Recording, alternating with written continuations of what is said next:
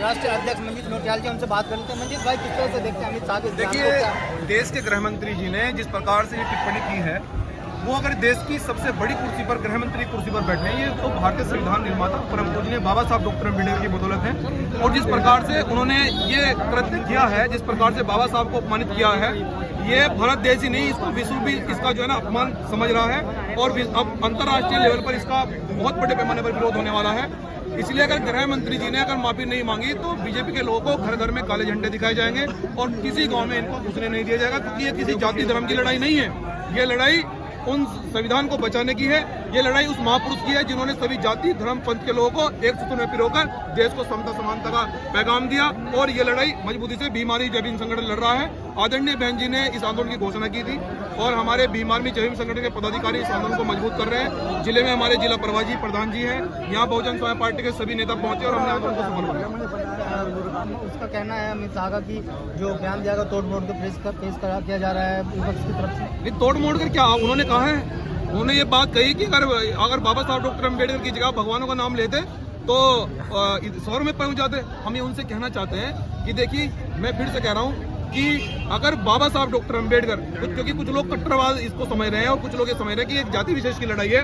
अगर बाबा साहब डॉक्टर अम्बेडकर किसी दूसरी जाति के होते या किसी सवर्ण समाज के होते, ब्राह्मण होते, ठाकुर होते, तो बाबा साहब की सुरक्षा, उनके सम्मान की सुरक्षा में इसी तरह करते जिस तरह आप कर रहे हैं। क्योंकि बाबा साहब डॉक्टर अम्बेडकर ने देश को संविधान दिया है। बाबा साहब डॉक्टर अम्बेडकर ने सभी जाति धर्म के लोगों को समानता का पैगाम दिया है। तो ये जो लोग इधर उधर की बातें कर रहे हैं, ये बहुत बड़ा कृत्य हुआ है और इसको देश किसी भी सूरत में बर्दाश्त नहीं करेगा।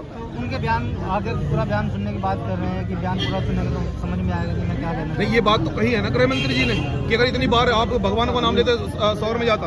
मैं कह रहा हूँ कि आज देश के अंदर ऐसी व्यवस्था है कि जो भी किसी का उत्पीड़न करता है, अपमान करता है, उसको संविधान से न्याय मिलता है। अर्थात हमारे देश के जो मजलूम हैं, देश के जो दलित हैं, पिछड़े अल्पसंख्यक हैं, जो उपेक्षित लोग हैं, भाई हमारे भगवान तो बाबा साहब ही हैं। क्योंकि हमें और किसी ने कुछ नहीं दिया, हमें तो जो भी दिया है बाबा साहब डॉक्टर अम्बेडकर की बदौलत है। और ये देश नहीं, पूरा विदेश भी जानता है। चुनाव से लगातार एक बात कही जा रही है कि संविधान खतरे में, संविधान में संशोधन किया जाएगा, संविधान बदला जाएगा। संविधान तो किस तरह से देखते हैं? जो संविधान को हाथ लगाएगा हाथ जल जाएगा उसका। अब बाबा साहब के बच्चे इतने मजबूत हैं, सरकार को सरकार चलानी है, सरकार चलाइए, लेकिन संविधान को छेड़ेंगे तो उसका हाथ खींच लेंगे। कहीं ना कहीं देखा जाए तो जो अमित शाह के द्वारा दिया गया ये बयान है, उससे बहुजन समाज में, बहुजन समाज पार्टी में एक नई ऊर्जा। देखिए, ऐसा है कि जब जो स्वयं समाज है, अब आज उसको पता लगा कि हाँ, हमारे बहुजन महापुरुषों पर भी हमला होने लगा है।